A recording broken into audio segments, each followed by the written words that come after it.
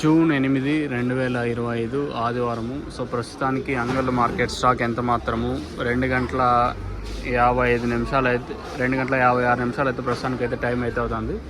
వచ్చిన స్టాక్ ప్రకారం మాట్లాడుకుందాము. సో ప్రస్తుతానికి నేను క్యాన్పిఎస్ఆర్ మండీలో ఉన్నాను.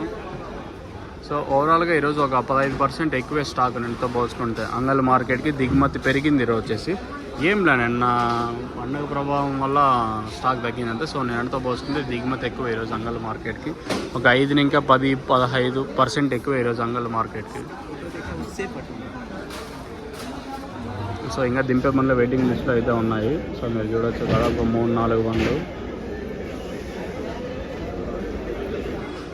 సో నేనుతో పోల్చుకుంటే ఒక 15% ఎక్కువే దిగుమతి.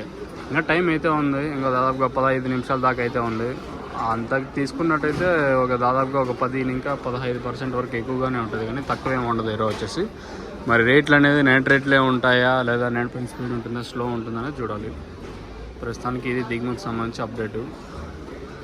నేనుతో పోల్చుకుని దిగుమతి పెరిగింది అంగళ్ళ మార్కెట్కి.